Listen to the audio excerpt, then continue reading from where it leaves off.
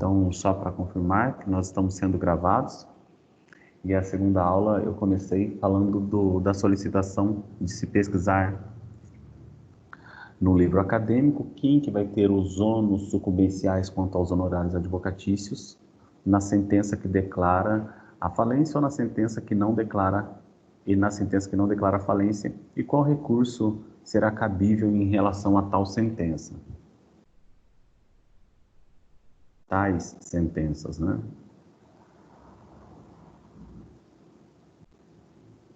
Porque a sentença ela pode ser denegatória de falência ou pode ser declaratória de falência.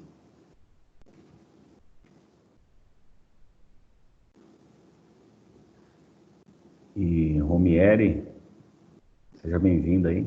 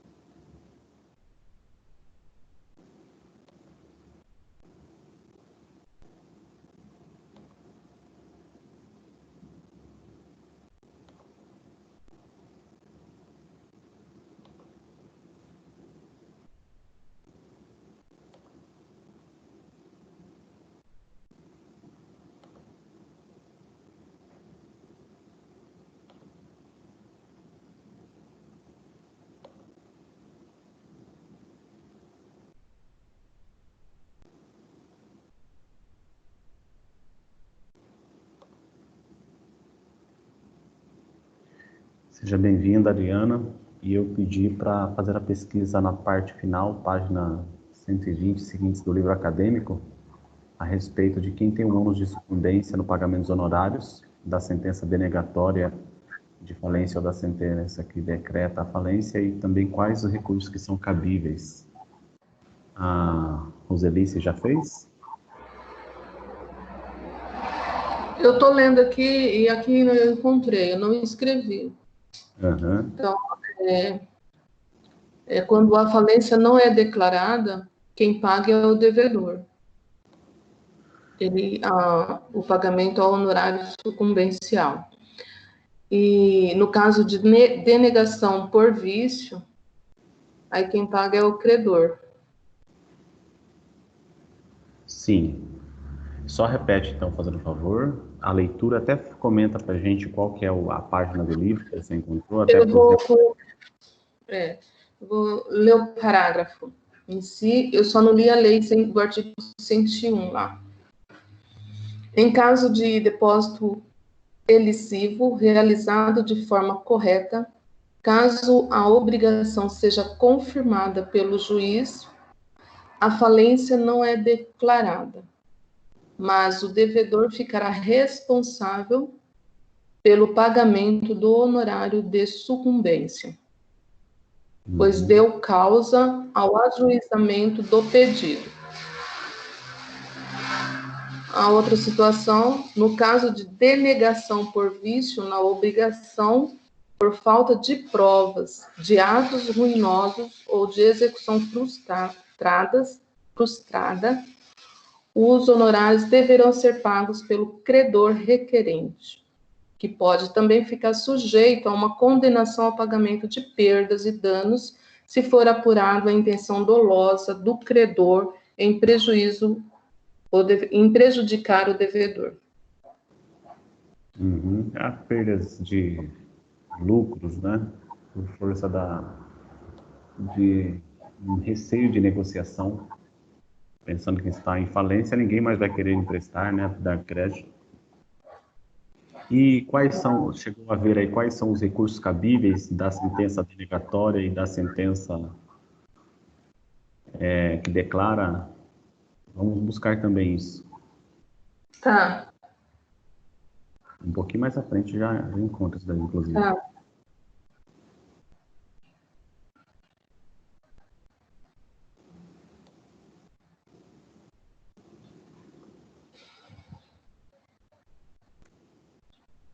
Quem nos assiste aí também, fiquem à vontade de fazer a pesquisa, tá?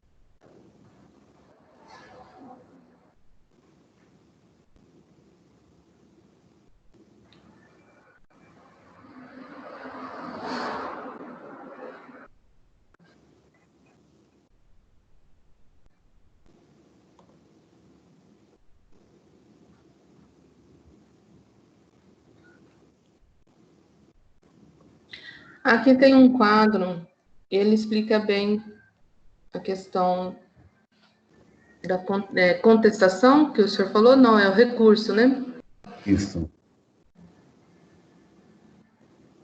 Mas é verdade mesmo, esse quadro ele é muito bem explicativo, pessoal. E esse quadro ele está na página 122 do livro acadêmico, ou na página 124 do PDF do livro acadêmico. E esse quadro, ele explica o resumo da fase pré-falimentar. Para quem não veio na primeira aula, foi explicado que a falência, primeiro o termo jurídico, depois o significado jurídico, depois os requisitos e também os pressupostos, sendo certo que quanto às fases, foi falado da fase pré-falimentar, falimentar e pós-falimentar. E nós estudamos no primeiro período a fase pré-falimentar, cujo resumo acaba sendo dado por esse material. Tem até um quadro muito didático nessa página que eu acabei de comentar com vocês.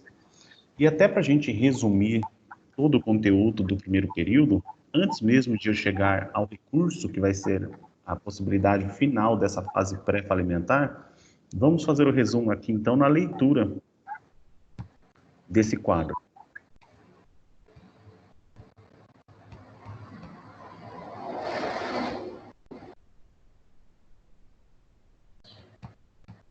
Ô, Roselise, tem como desabilitar o microfone só mas pode ficar à vontade para fazer as perguntas e as manifestações, Tá, tá? é que eu tô lá no texto, vou voltar lá, peraí. Mas fica aí no...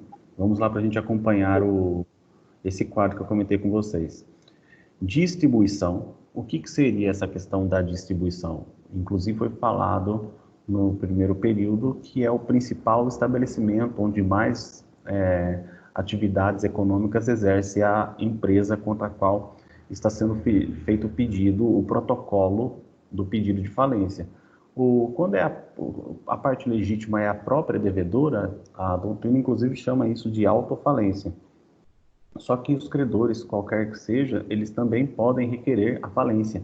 E o juízo competente é o do principal estabelecimento onde exerce as maiores atividades ou se concentra o patrimônio da pessoa jurídica. Distribuída, então, a peça inicial, haverá o deferimento da petição inicial e a citação, se preenchidos os elementos, né? Conforme previsto no artigo 94, 95, 96, artigo 105 a 107, foram alguns artigos citados nessa aula já. Então, deferida a petição inicial, o juiz vai determinar a intimação da parte devedora, a qual poderá apresentar contestação com pagamento elisivo, poderá apenas efetuar o pagamento elisivo, e na verdade aqui no quadro está exemplificando muito bem. Ele poderá contestar, efetuar o depósito elisivo, poderá se manter inerte, ou efetuar o pedido de recuperação judicial. Quando se faz o depósito elisivo, hipóteses cabíveis nos incisos 2 e 3, que falava da execução frustrada, ou até de atos contrários à administração da pessoa jurídica, o pagamento elisivo ele vai acarretar uma sentença denegatória de falência. Então, veja, uma vez feito o pedido de falência, uma vez acolhida a peça, uma vez intimado para apresentar resposta em 10 dias, a parte devedora efetua o depósito elisivo, o juiz ele vai prolatar uma sentença, é uma sentença denegatória de falência, sentença da qual cabe o recurso de apelação. Só que veja, nessa circunstância aqui, quem que vai ter que pagar os honorários sucumbenciais? A parte devedora, que é a parte ré, que é contra a qual teve o pedido de falência. Por quê? Porque ela que deu causa ao ajuizamento dessa ação declaratória de falência. Por que ela que deu causa? Porque ela se tornou devedora e não fez o pagamento oportuno, ou praticou algum dos atos conforme os elementos que a gente trabalhou no primeiro período. Dando seguimento, ele pode apresentar contestação com ou sem o depósito elisivo. O que é o depósito elisivo? É aquele que impede a falência. E o depósito elisivo não é simplesmente o valor bruto, é forma muito leiga de falar, mas vamos pegar o exemplo que eu até citei na aula, foi o seguinte: um cheque de 50 mil reais que foi emitido há 4 anos atrás. Esse cheque de 50 mil reais emitido há 4 anos atrás com juros de 1%, juros simples de 1% mais correção monetária, ele vai chegar a um valor que, vamos pegar um exemplo, equivalente a 60 mil reais. Logo, não basta a devedora, a empresa devedora, contra a qual está sendo pedido a falência, apresentar um recibo de pagamento de 50 mil na data de hoje. Isso não é um pagamento elisivo, tem que cobrir juros, correção monetária, honorários sucumbenciais, custas processuais, pagamento elisivo. Então, o depósito elisivo tem que cobrir tudo isso, tá? Então, a contestação pode acabar vindo porque a parte ré não concorda com o valor que seria o valor do débito dele. Então, ele apresenta a contestação e ele acaba até fazendo o pagamento, o depósito elisivo da quantia que ele entende ser a devedora mesmo. Ou então, não, ele não, vamos supor que a situação é realmente muito crítica, ele apresenta a contestação, mas sem o depósito elisivo. Ou vamos supor até que ele fala assim: eu estou sem dinheiro até para contratar advogado. Ele sequer advogado contrata e não apresenta a sua resposta no prazo legal. Ou então tem a última pedida, a última chance, que é de ele falar assim: quer saber, mas eu preencho os requisitos da recuperação judicial. Eu vou solicitar a recuperação judicial. São essas medidas que tem depois de ele ser citado. Sendo certo que, se por um acaso esse empresário decidiu fechar as portas da empresa, decidiu se mudar da cidade, ainda assim pode ser solicitada a falência dessa empresa e a citação provavelmente vai se dar por edital, se esgotados os meios de buscar o endereço e essa empresa não tiver sido encontrada. Tudo bem, agora da contestação podem sair duas sentenças, ou a sentença denegatória de falência ou a sentença declaratória de falência. Da contestação, conforme a gente pode observar, se for uma sentença denegatória de falência, vai ser o recurso de apelação, o recurso cabível, e os honorários sucumbenciais, se for denegatória de falência, vai depender. Se for porque houve o pagamento, ou se for porque houve o pagamento, nesse caso, os honorários sucumbenciais vai ser pago pela parte ré, pela empresa devedora. Se for porque o título era falso, porque era nulo, porque já teria havido uma compensação retrógrada, nesse caso, então, a culpa foi da parte autora. Então, aí não vai ser os ônus sucumbenciais da parte ré. Quem vai ter que pagar os honorários sucumbenciais vai ser a parte autora. O mesmo ocorrendo...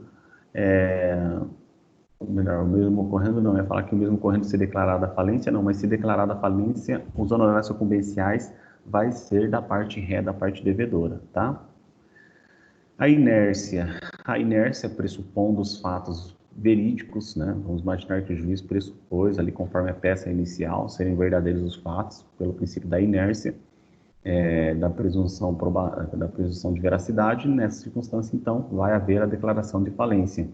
Pedido de recuperação judicial acaba, então, determinando o processamento da recuperação judicial, e do processamento da recuperação judicial tem duas medidas: a empresa se reestabelece ou então vai haver, então, a convalidação em falência, se não houver a recuperação judicial oportuna.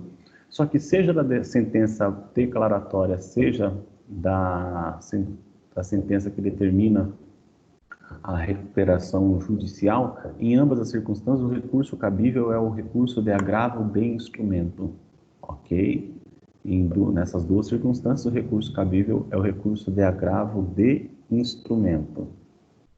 E sendo certo que a sentença a sentença declaratória de falência faz com que a parte ré seja a quem haja a incumbência dos ônus sucumbenciais, tá bom?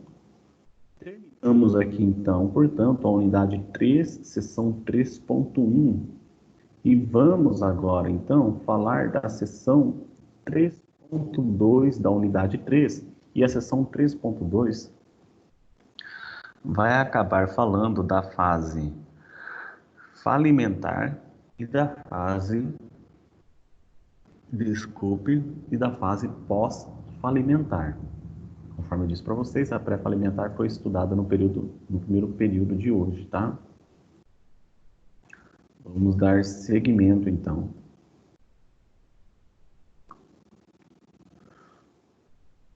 Ao conteúdo.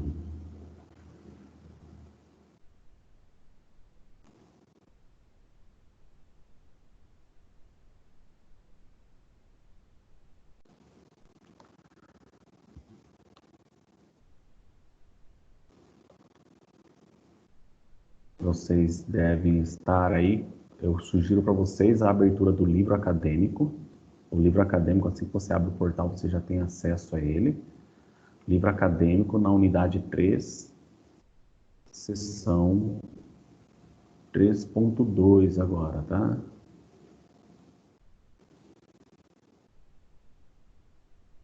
A página do livro, página 126 do livro, 126 do livro ou 128 do PDF do livro. É a partir da página 126 do livro acadêmico ou da página 128 do livro acadêmico.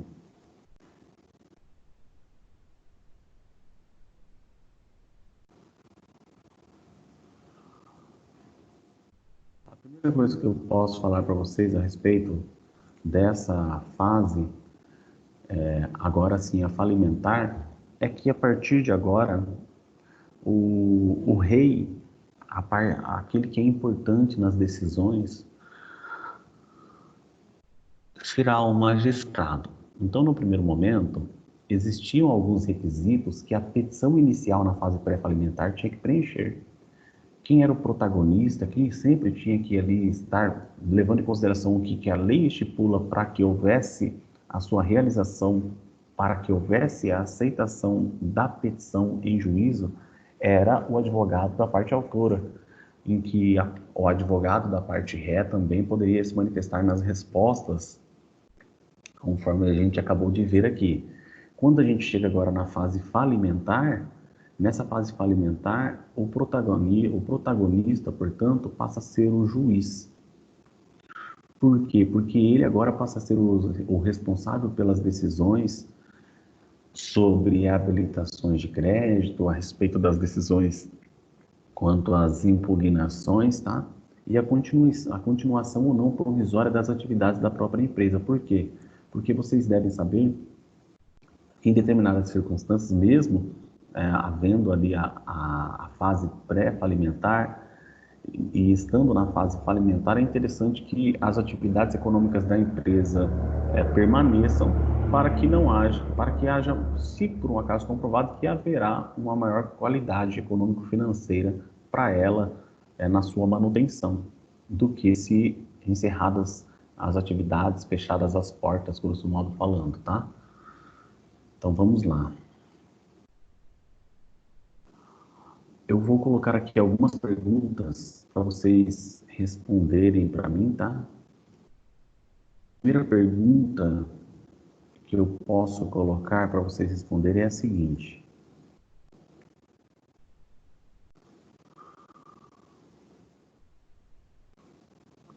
o que é período?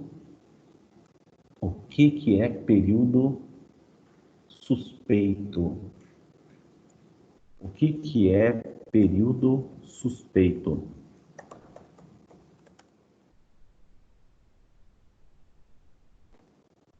O que é período suspeito? É um termo dado pela doutrina, tá? O que é período suspeito? A respeito do que se trata? É isso que eu quero dizer. A respeito do que se trata o período suspeito?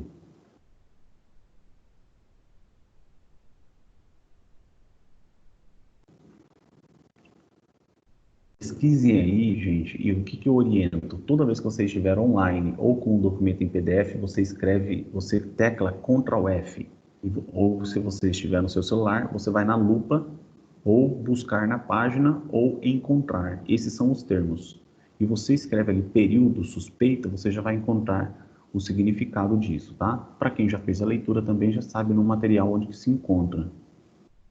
Período suspeito. Alguém poderia ir procurar? Quem achar, a primeira pessoa que achar já comenta comigo, por favor.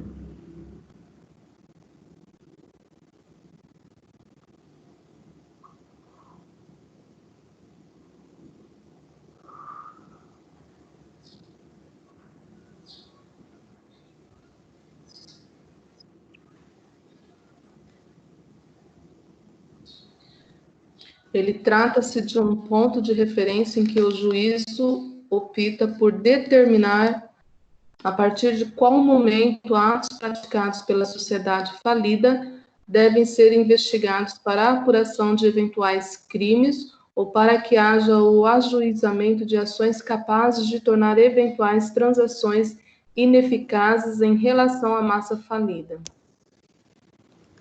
Perfeito. Então, o período suspeito diz respeito justamente a todos esses pontos e é um período anterior à decretação da quebra que serve de referência para a auditoria. Então, é um período feito ali, sabe, fechado para balanço, supervisão, auditoria, corregedoria, alguns termos nesse sentido assim, mas vamos utilizar o termo auditoria nessa circunstância para se verificar a respeito de eventuais irregularidades que tenham ocorrido nesse momento. Por quê? Porque, conforme a gente já viu, existem alguns atos de ruína em que, por exemplo, eu, ao invés de pagar um credor seguindo a ordem preferencial, eu já efetuo o pagamento de um credor que sequer habilitado estava, não é? São alguns exemplos aí que a gente pode acabar comentando dentro dos atos ruinosos.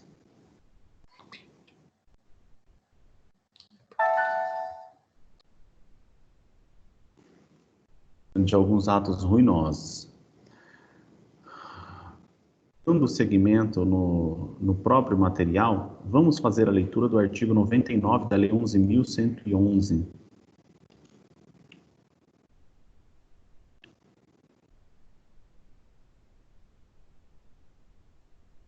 Diz o artigo 99, a sentença que decretar a falência do devedor, dentre outras determinações.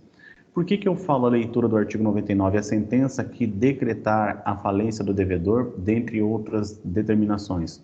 Se nós falamos que são três fases, a pré-falimentar, a falimentar e a pós-falimentar, nós pararíamos o estudo se a gente entendesse que fosse recuperação judicial, que nós já estudamos no primeiro bimestre. Recuperação judicial, as fases da recuperação já foi. Então, se tivesse havido o pedido de recuperação judicial e o juiz tivesse determinado, então, a declarada recuperação judicial, a gente pararia o estudo. Se por um acaso a gente falasse que não houve o pagamento, na verdade, ocorreu o pagamento, o depósito elesivo, ou então o título era nulo, ou ocorreu algum vício que não gerasse a falência, também a gente não continuaria o estudo. A única possibilidade que restou para a gente aqui para continuar o estudo, para irmos para a fase falimentar e pós-falimentar, é a sentença da fase pré-falimentar ter declarado a falência. Então, a sentença que decretar a falência, então veja, é apenas essa circunstância que gera a continuidade do nosso estudo. E o interessante é o seguinte, a gente acabou de ver que quando há essa decretação da falência, havendo a decretação dessa falência, o juiz passando a se tornar o protagonista, e vai abrir um prazo, um termo de falência, no qual a doutrina chama de período suspensivo, no qual haverá essa discussão, essa auditoria quanto aos atos praticados pela empresa falida. Então, vamos pegar o exemplo de uma empresa falida que não efetuava o registro no livro obrigatório de sua entrada e saída. Gente, isso inclusive é crime especial, crime previsto em lei especial. A pessoa jurídica, ela tem que manter atualizado o seu livro de movimentação, o seu livro caixa, sob pena inclusive de haver prática de crimes pelos sócios empresários, pelos sócios com poderes de gerência em relação a isso. É obrigação da lei.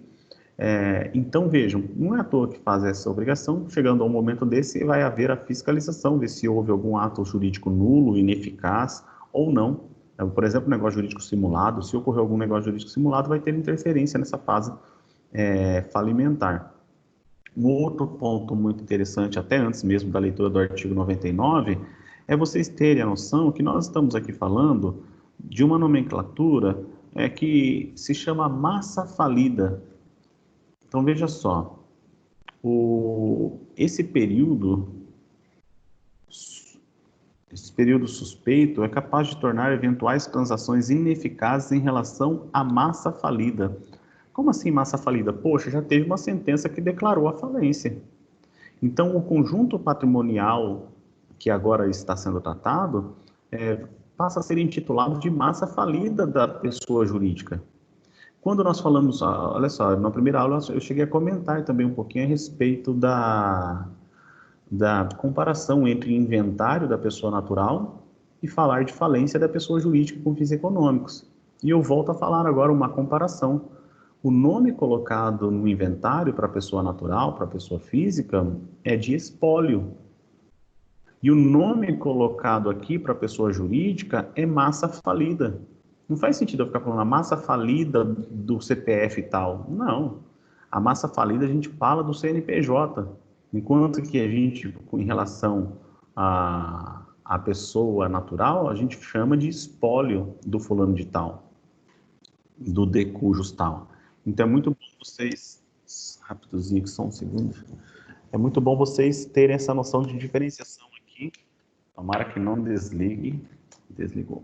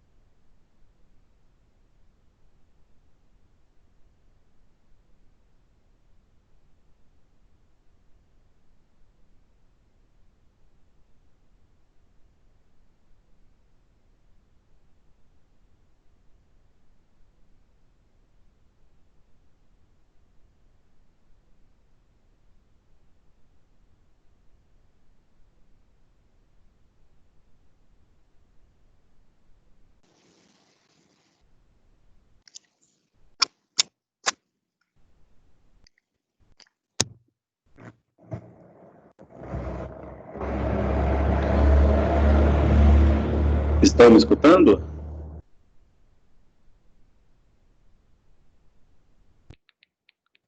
Estão me escutando? Acabou a bateria do computador. Tá. Agora eu estou então pelo celular, tá? Tá. Vou dar continuidade mesmo se aparecer o vídeo aqui. Vamos dar continuidade então. E eu estava comentando com vocês, então só para vocês memorizarem essa questão da diferenciação entre espólio e massa falida referente à pessoa jurídica e o espólio referente à pessoa física, autor da herança, o de cujus, tudo bem? E falamos aqui a respeito estamos falando na unidade 3.2 a respeito da fase falimentar, dando sequência do que consta ali no livro acadêmico. E na Lei 11.101 de 2005, nós temos no artigo 99 alguns regramentos para a gente dar uma lida a respeito. Vamos ler então o artigo 99.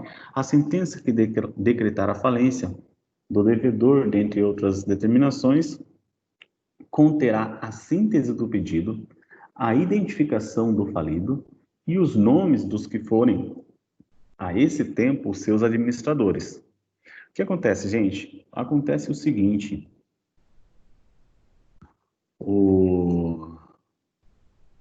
quando a gente fala.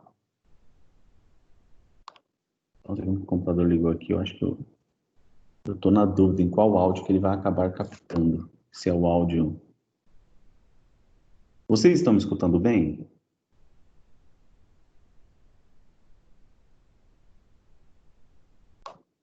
Perfeito. Escutando perfeito. Perfeito.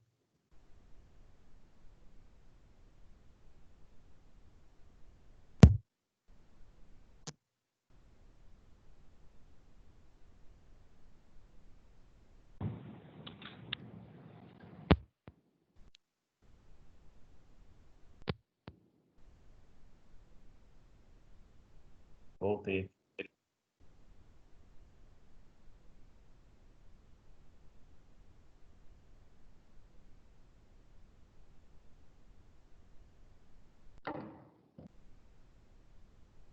Deixa eu explicar uma coisa para vocês. Não é porque uma pessoa é sócia de uma pessoa jurídica, a pessoa sócia não é empregada, tá? Só para vocês saberem. Um sócio não vai ajuizar uma ação de reclamação trabalhista em desfavor do outro sócio, porque um sócio não é o empregado do outro sócio. Ambos recebem o prolabore da pessoa jurídica.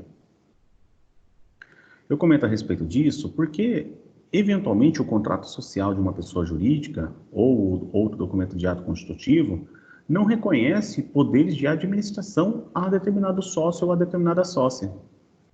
Então, nesse sentido, eu quero dizer para vocês que o inciso 1 do artigo 99 fala que a sentença que declarar a falência do devedor, dentre outras determinações, deverá conter, em síntese do pedido, a identificação do falido e os nomes dos que forem, a esse tempo, seus administradores.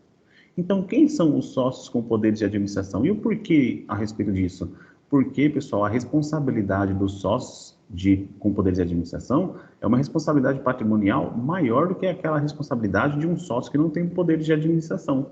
Se o contrato acabou não colocando poderes de administração, contrato social, eu falo, não colocou poder de administração para um dos sócios, a responsabilidade dos sócios administradores, veja nesse exemplo aqui, vai ser muito maior.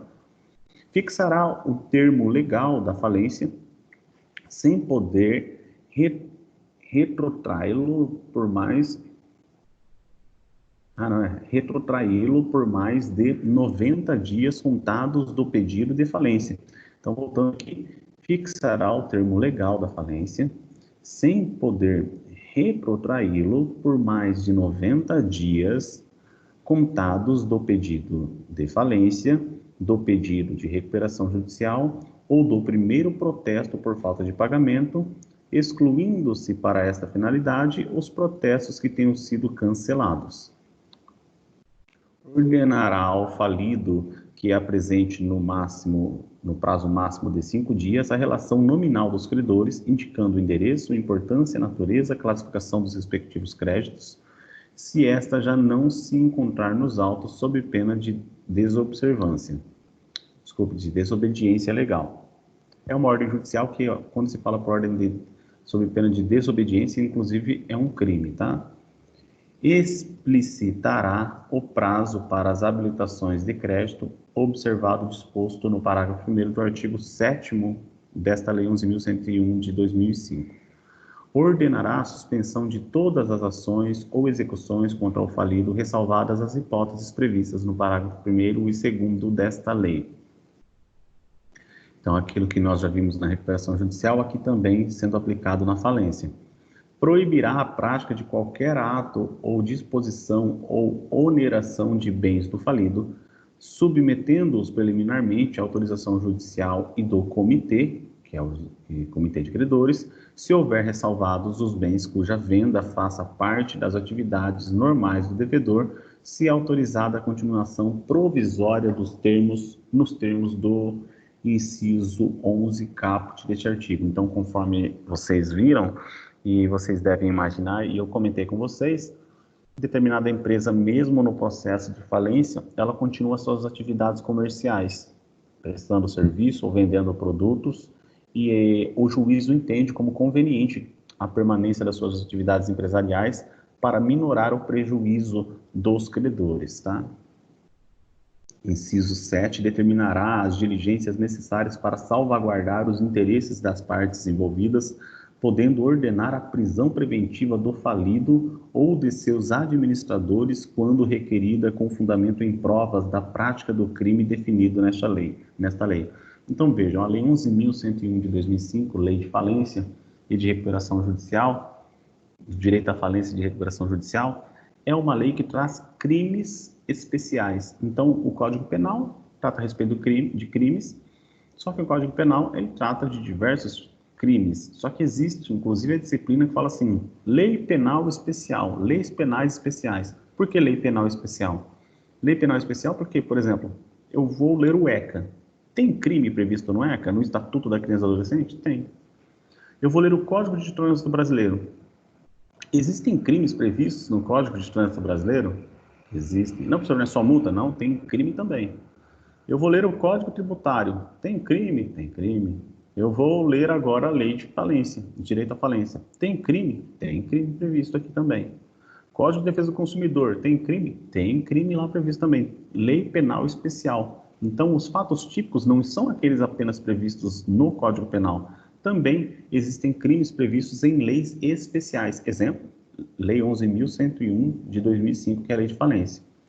O juiz também nomeará o administrador judicial, que desempenhará suas funções na forma do inciso 3 do caput do artigo 22 desta lei, sem prejuízo do disposto na linha A do inciso 2, caput do artigo 35 também desta lei. Determinará a expedição de ofícios aos órgãos e repartições públicas e outras entidades para que informe a existência de bens e direitos em nome do falido. Eu quero dizer o quê? Um juízo ele pode expedir um ofício, por exemplo, para um cartório extrajudicial de registro de imóveis da comarca de Tangará da Serra, da comarca de Campo Novo do Parecis, da comarca de Sapezal, da comarca de Barra do Bugres. Veja, aonde que são exercidas as atividades dessa empresa? Pode haver uma fiscalização por meio até de ofícios, né? Determinará, quando entender conveniente, a convocação da Assembleia Geral de Credores para a constituição de um comitê de credores, podendo ainda autorizar a manutenção do comitê eventualmente em funcionamento na recuperação judicial quando a decretação da falência, e ordenará a intimação do Ministério Público e a comunicação por carta às fazendas públicas federal e dos estados e municípios em que o devedor tiver estabelecimento para que tomem conhecimento da falência, para eles demonstrarem à União, os estados, Distrito Federal e municípios, se eles têm interesse a respeito daquele objeto da lide, que é o patrimônio da pessoa jurídica. Parágrafo único, o juiz ordenará a publicação de edital contendo a íntegra da decisão que decreta a falência e a relação de credores. Isso daqui é a disposição do artigo 99 da citada lei, conforme eu falei para vocês, que ele acaba, então, que acaba trazendo para a gente aqui as situações possíveis de serem colocadas a partir da sentença que declara, a lei fala decreta, né, a falência.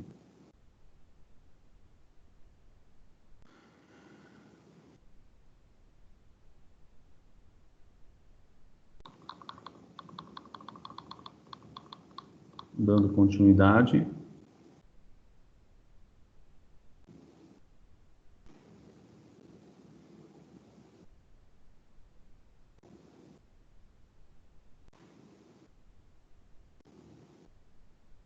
As observações, pessoal, que tem aqui a respeito das suspensões das audiências consideram-se a mesma coisa que foram ditas na fase de estudo de recuperação judicial, tá? Então, por exemplo, uma ação trabalhista não vai ser julgada pelo juiz falimentar. A ação trabalhista, a ação de conhecimento, continua ainda sendo processada no juízo trabalhista, tá?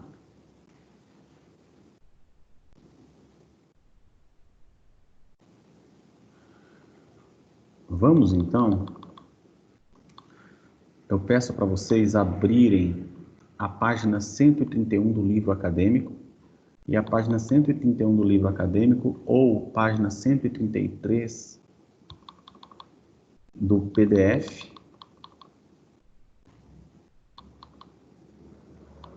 E nessa página que eu mencionei para vocês, consta um quadro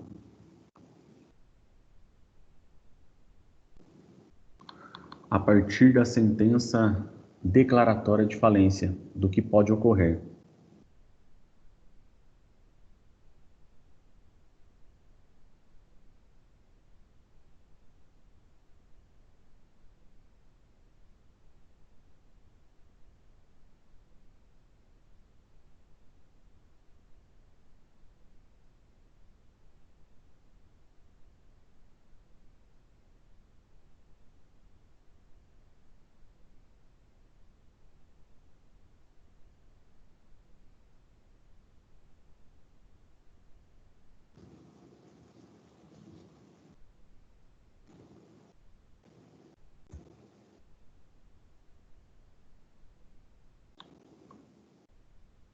Vamos lá, da sentença declaratória de falência.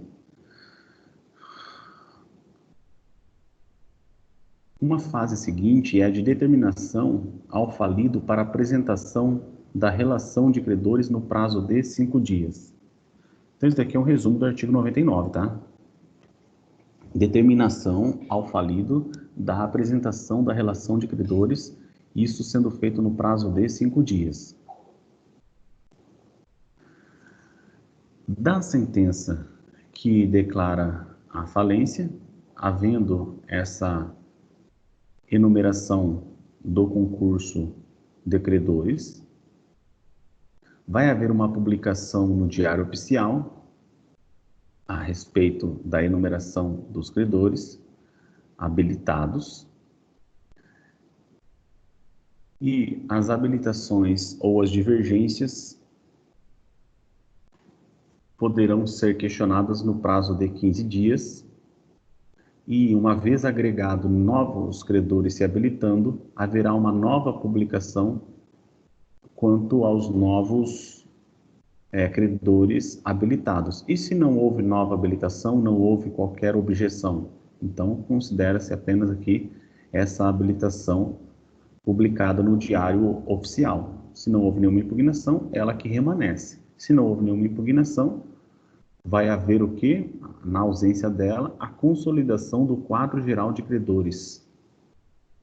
Então, da sentença, intima-se a figura do falido, porque já houve uma sentença declaratória de falência, então é o falido, estamos aqui diante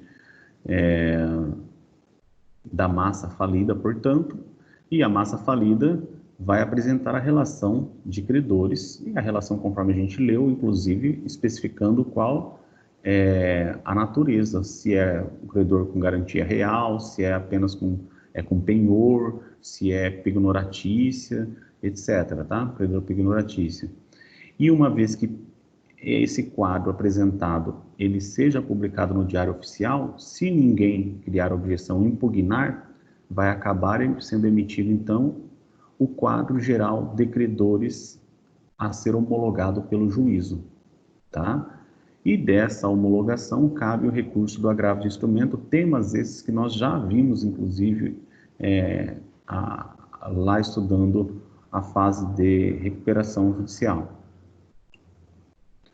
Tá bom. Agora nós chegamos na fase de publicação do edital com o rol dos credores apresentados pelo devedor nessa circunstância, por conta da falência, só que houve objeção. Houve objeção. Uma vez havendo objeção, vai haver a publicação de um novo quadro de credores habilitados e pode haver, dessa nova publicação no Diário Oficial de novos credores habilitados, uma nova impugnação, só que essa impugnação aqui já não vai ser mais de 15 dias. Essa nova impugnação aqui é a divergência, na verdade, né? A impugnação vai ser do prazo de 10 dias. E aí, então, vai ser aberto o prazo de 10 dias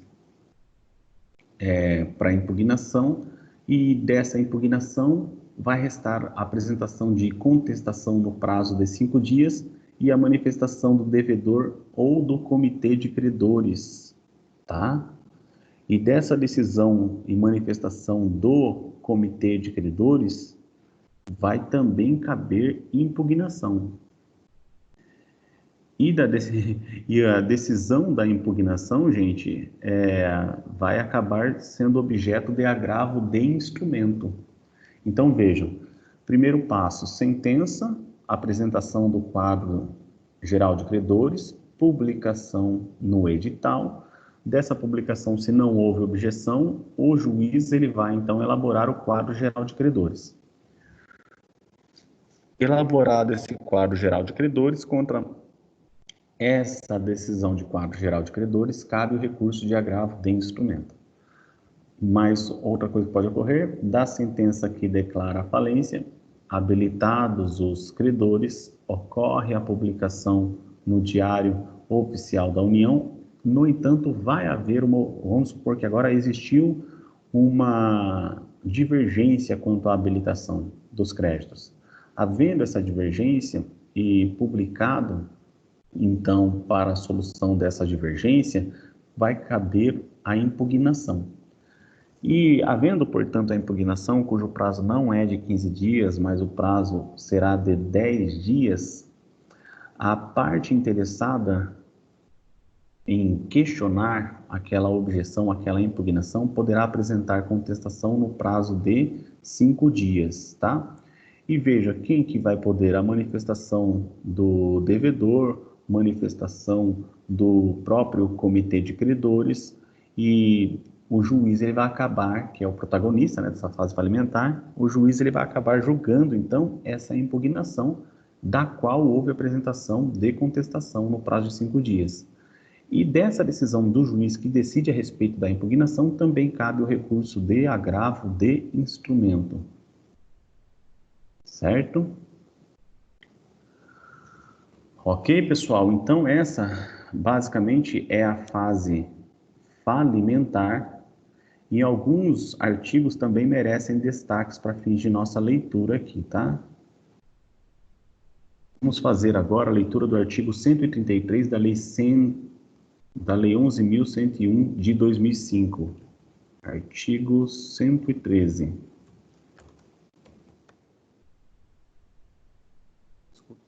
133.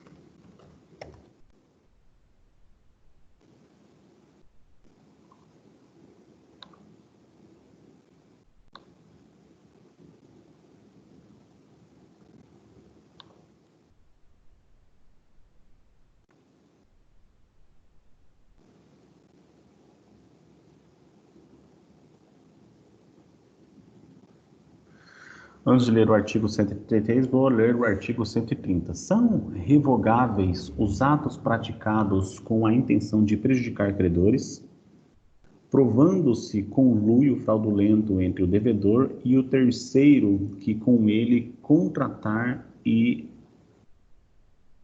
o efeito prejuízo sofrido pela massa falida.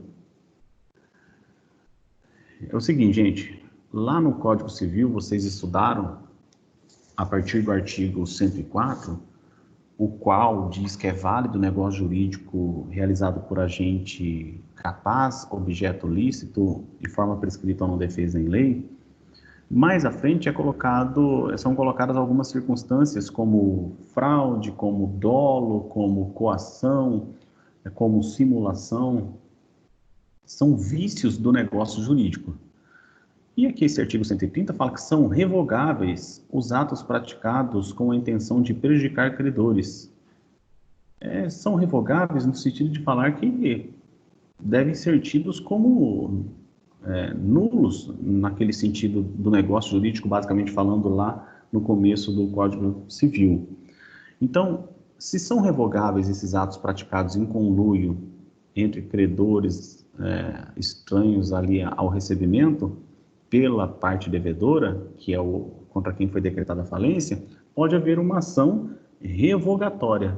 A ação revogatória pode ser promovida contra todos os que figuram no ato ou que, por efeito dele, foram pagos, garantidos ou beneficiados. Quer dizer o quê? Que existe uma pessoa jurídica que teve contra si, por sentença decretada / declarada a falência, e ainda assim, essa empresa falida, essa massa falida, ainda pratica um ato cujo efeito é o quê? É o pagamento. Cujo ato é o quê? Dar um bem em garantia. Então vejam, há uma contradição.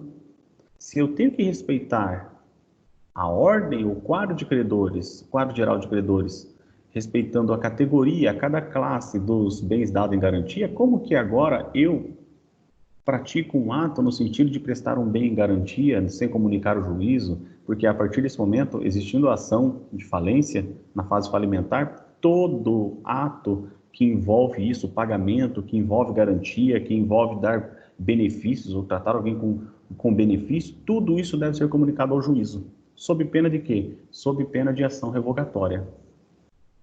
Contra os terceiros adquirentes que tiveram conhecimento ao se criar o direito da intenção do devedor de prejudicar os credores. Fraude contra credores. A lei, o ordenamento jurídico brasileiro não prejudica o terceiro de boa-fé. Inclusive, a pessoa que eventualmente de má fé, no caso aqui a empresa falida, a massa falida, ela, se por um acaso ludibriar um terceiro de boa-fé, esse terceiro de boa-fé, ele não vai responder com um negócio jurídico revogado, lá no Código Civil, falando de negócio jurídico nulo, anulável, ele não vai ser prejudicado porque ele estava de boa-fé. Agora, comprovando que aquele terceiro não estava de boa-fé, isso aí é fraude contra credores.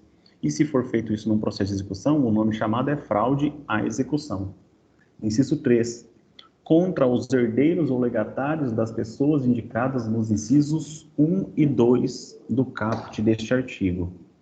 Então, também cabe ação revogatória quando a prática do ato 1 e 2 se der contra herdeiros ou legatários dessas pessoas, tá?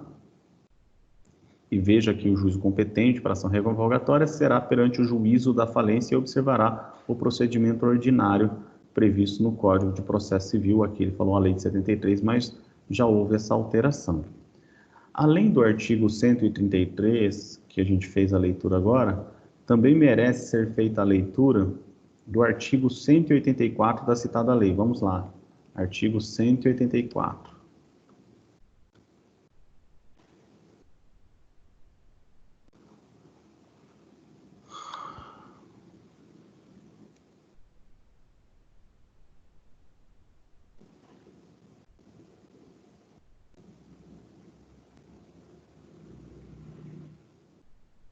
Conforme eu disse para vocês no decorrer da aula, existem as leis penais especiais e aqui nós estamos diante de uma lei especial que também faz previsão da ocorrência de um fato típico, O artigo 183 diz: compete ao juiz criminal da jurisdição onde tenha sido decretada a falência, concedida a recuperação judicial ou homologado o plano de recuperação extrajudicial, conhecer da ação penal pelos crimes previstos nesta lei. Aqui ele está falando qual que é o juízo competente.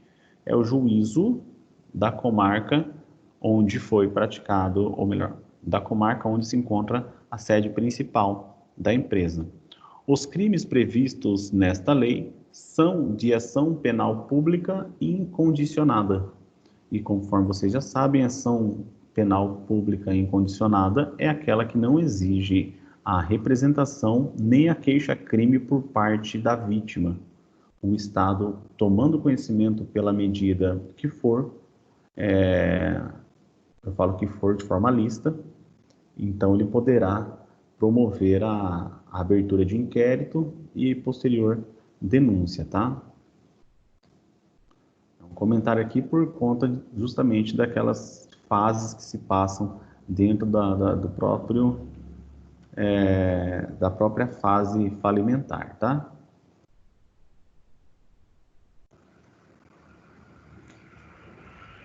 Uma outra lei também que merece leitura, um outro artigo, quero dizer,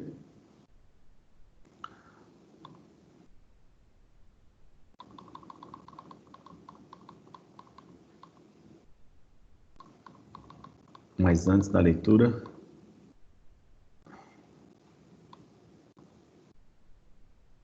vamos falar daquele ponto que o último que chegamos, né?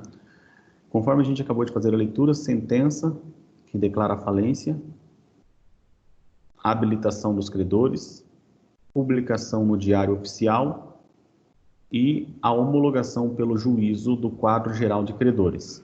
Chegamos até aqui, no estudo da fase falimentar. Uma vez formado o quadro geral de credores, fica a pergunta: o quadro geral de credores é formado por consideração e classificação de quais créditos?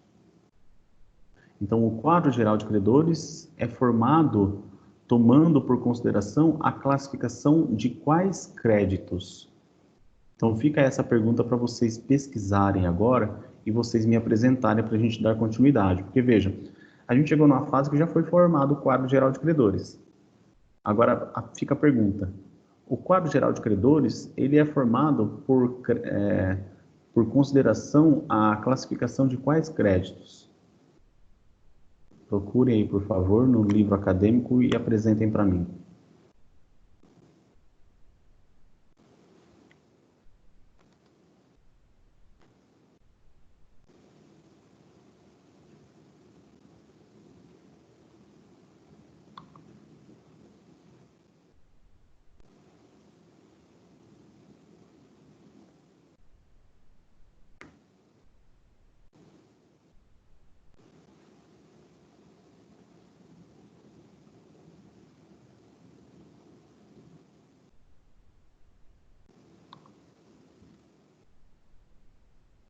Esse artigo que eu ia falando aqui ia dar a resposta, por isso a pergunta antes. O quadro geral dos credores é formado tomando por consideração a classificação de quais créditos?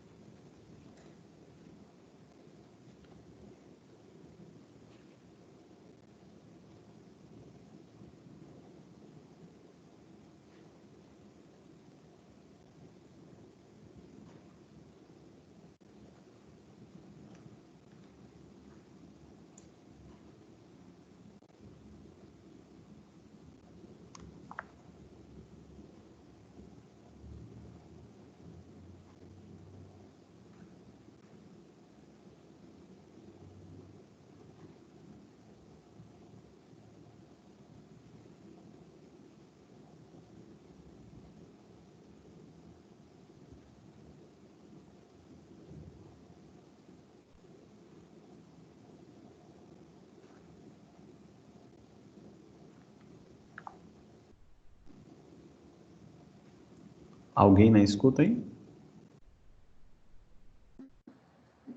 Oi, professor, eu estou na escuta. Chegou que eu tinha terminado, que eu fui ali beber água. Não, só para confirmar, só. Obrigado, Rosilis. O senhor falou alguma coisa sobre o final? Agora, há pouquinho? Eu fiz a pergunta quais são as classificações dos créditos, né? Tá. Quais são? Qual é, na verdade, a classificação dos créditos? A classificação dos créditos, gente, a classificação se encontra a partir do artigo 83 da Lei 11.101 de 2005, Uhum. tá? Então, façam a leitura e a gente, na verdade, dá seguimento à próxima aula a partir da classificação dos créditos. Então, já leio a unidade 3 por completo, tá? Fazendo favor. E fico aqui aberto às perguntas, sabendo que nós estamos finalizando, por assim dizer, a fase falimentar também. Começamos a fase pré-falimentar, vimos a fase falimentar e ainda vamos estudar a respeito da fase falimentar, ou seja, ainda vamos continuar na unidade 3.2 no início da aula que vem e vamos começar a unidade 3, sessão 3.3 também na aula que vem, da semana que vem, tá? Um forte abraço a todos aqui e fico aberto às perguntas.